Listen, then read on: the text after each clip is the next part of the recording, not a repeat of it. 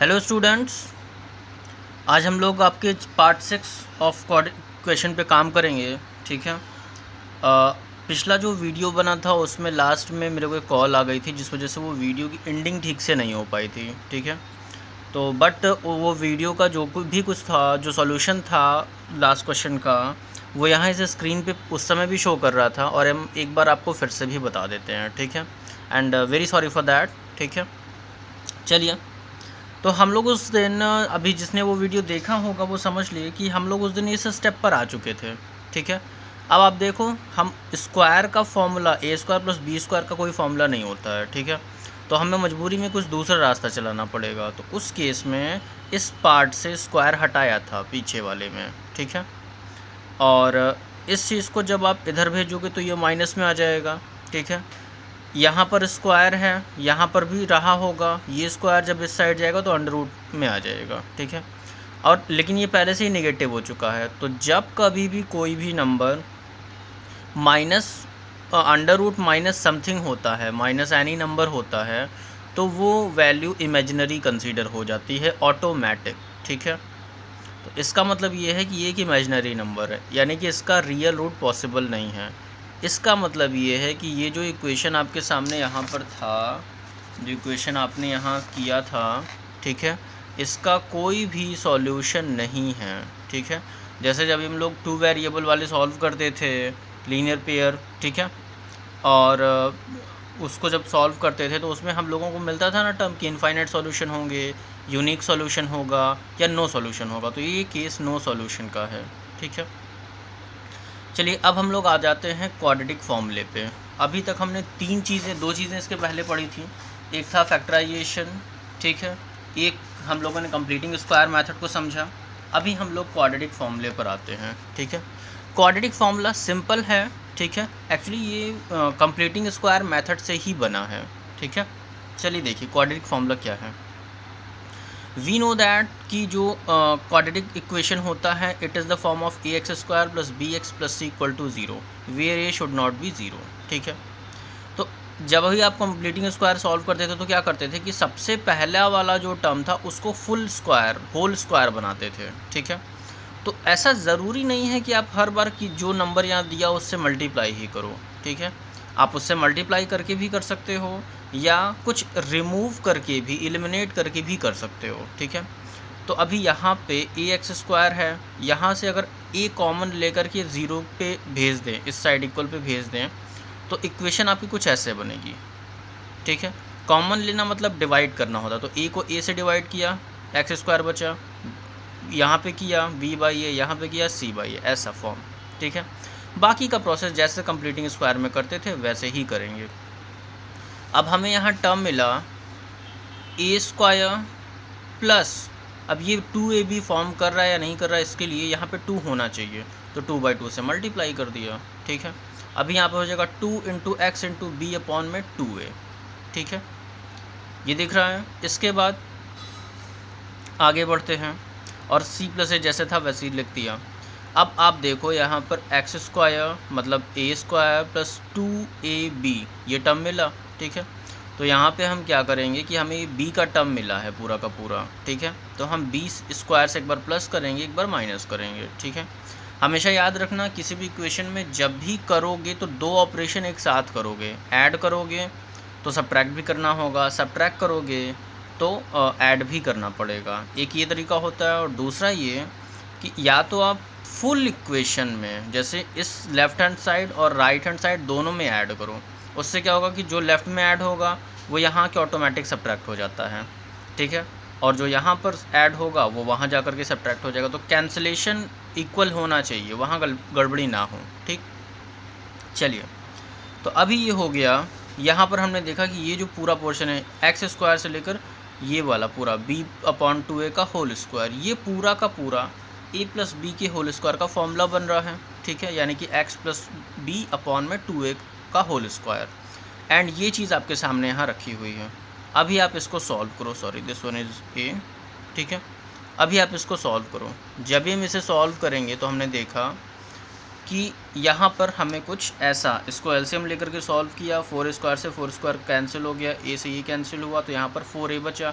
4a को c से multiply किया, हो गया 4ac, ठीक है। और हमने यहाँ पर यहाँ पर प्लस था, हमने यहाँ पर माइनस कॉमन ले लिया बाहर, तो ये एक ऐसी नई चीज़ बनी। जाहिर है ये उधर जाएगा तो पॉजिटिव हो जाएगा, पूरा टर्म इधर भेज रहे हैं, ठीक है। देखो इक्वल किधर गया, ऐसा फॉर्म आया, स्क्वायर था उधर जाएगा तो अंडर रूट में कन्वर्ट हो जाएगा, अंडर रूट में आया। अब आप एक चीज़ बताओ, यहाँ पे प्लस माइनस कैसे आया?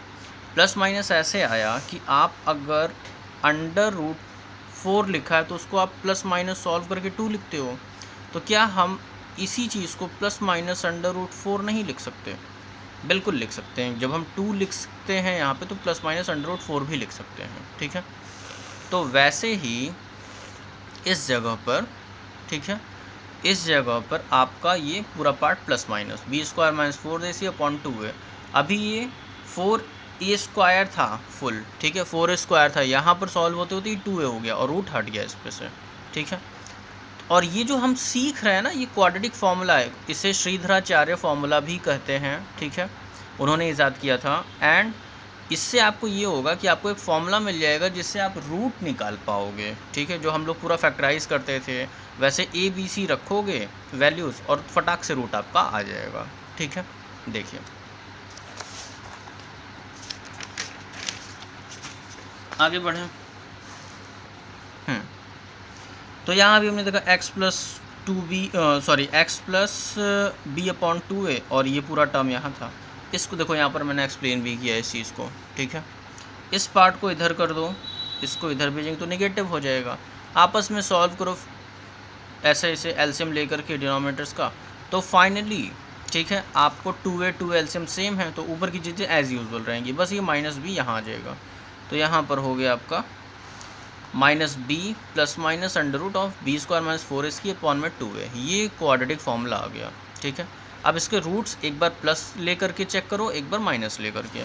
जब ही हम प्लस लेंगे, ठीक है, तो फॉर्म ऐसा बनेगा, माइनस लेंगे तो फॉर्म ऐसा बनेगा। क्वाड्रेटिक फॉर्मूला है तो उसके 2 रूट्स होंगे, क्योंकि क्वाड्रेटिक इक्वेशन की बात कर रहे हैं।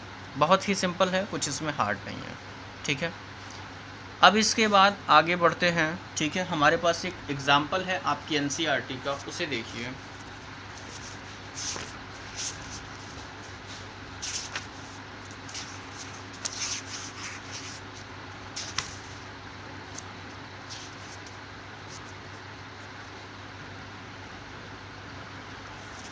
देखिए यहाँ पर ये आपके NCERT का ये एग्जाम्पल रहा है, ठीक है। आप ये सॉल्यूशन है, आप पहले क्वेश्चन देख लो, ठीक है।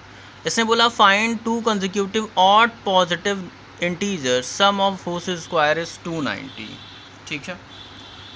देखिए मतलब इसने कहा है कि आपको 2, ठीक है, ऑड पॉजिटिव इंटीजर्स बनाने हैं जिनका जो स्क्वायर है, स्क्वायर का सम है वो है 290, ठीक है। तो बहुत ही सिंपल है, क्या करोगे। अभी आप सोच रहे हो कि जब भी ऑड नंबर हम लेते हैं तो उसमें कुछ ऑड अज्यूम करना पड़ता है, बट उसने ऐसा नहीं बोला है, उसने कॉन्जिक्यूटिव टर्म भी ऐड किया है। तो हमें नहीं पता कि उसमें 1 ऐड करना चाहिए या नहीं करना चाहिए, तो सिंपली आप ये करोगे कि यहाँ पर x अज्यूम करोगे, ठीक है। आप बोलोगे पहला नंबर x है तो दूसरा कौन सा होगा। 2 कॉन्जिक्यूटिव ऑड या 2 कॉन्जिक्यूटिव इवन नंबर्स के बीच में 2 का गैप होता है। मतलब अगर एक नंबर 1 है तो अगला 3 है, तो अगला 5 है, अगला 7 है, ऐसा, ठीक है। 2 का गैप। तो अगर एक नंबर x है तो दूसरा कितना होगा, x प्लस 2, ठीक है। एक x है तो दूसरा x प्लस 2 हो जाएगा। अब उसने क्वेश्चन में बोला कि सर आपको दोनों का स्क्वायर करना है, तो हम अकॉर्डिंग टू क्वेश्चन गए, हमने x का स्क्वायर किया और x प्लस 2 का होल स्क्वायर किया, और इसने और बोला कि सर दोनों को ऐड करेंगे तो 290 आएगा, ठीक। आप दोनों को ऐड करके 290 लिख दो, इतना आपको करना होगा, ठीक है। और देखो एक्सप्लेनेशन यहाँ पे लिखा हुआ है, ठीक है। इसको 2n+1 मत समझना, ये वो अलग केस होता है, ठीक है। यहाँ में वो प्रॉब्लम नहीं आएगी। वैसे अगर आप 2n+1 करके भी करते तब भी आंसर आपका आता, लेकिन वैसे इक्वेशन लंबी बनती, सॉल्व करने में थोड़ा सा टाइम जाता, ठीक है। तो मैथ हमेशा कहती है कि सॉल्यूशन की तरफ चलो, ठीक है, हार्डनेस की तरफ नहीं। आगे बढ़ते हैं। देखिए अभी आप a + b के होल स्क्वायर से इसको ओपन करो, x स्क्वायर जैसे था उधर जाएगा, यहाँ हो जाएगा x square plus a square plus b square plus 2ab, 2 into x, तो 2 2 ज़ा 4x और ये 290।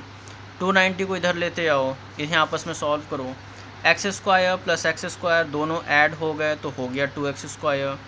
4x था वैसे उतारा, 4 एंड दिस 290 सॉल्व होगा, माइनस 286 आ गया। ठीक है, अभी यहाँ पर अभी आप आ जाओ, 2x ये पूरा का पूरा टर्म है, देखो सारे टर्म्स में 2 कॉमन है तो 2 कॉमन लेके कट कर दो। ठीक है, 2 कॉमन लिया हमने तो यहाँ बचा x square plus 2 minus 143।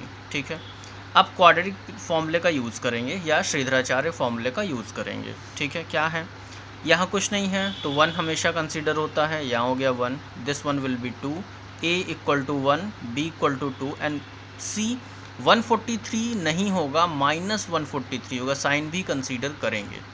Formula आपको याद है, अगर नहीं याद है तो स्क्रीन पे सामने है। ठीक है, minus b plus minus under root of b square minus 4ac upon 2a। Values रखो, b की जगह पे 2, बी स्क्वायर की जगह पर 4, 4ac, सारी वैल्यूज़ यहाँ पर सामने रख दी गई हैं। ठीक है, आप देखो आगे बढ़ते हैं।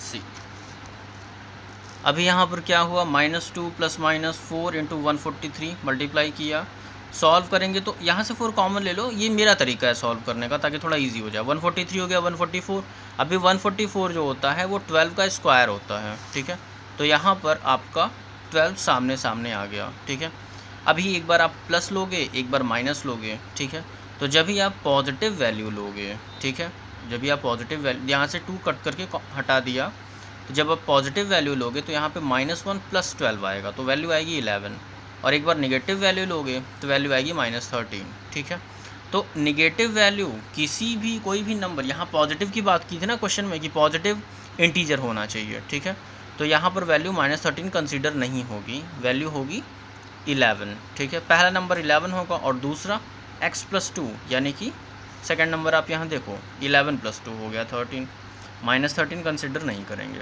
ठीक है, सो यहाँ पर आई होप की चीज़ें समझ में आ गई होंगी आपको। देखो क्वाड्रेटिक इक्वेशन हार्ड नहीं है, इजी है। ठीक है, और एग्जैक्ट आंसर्स देता है।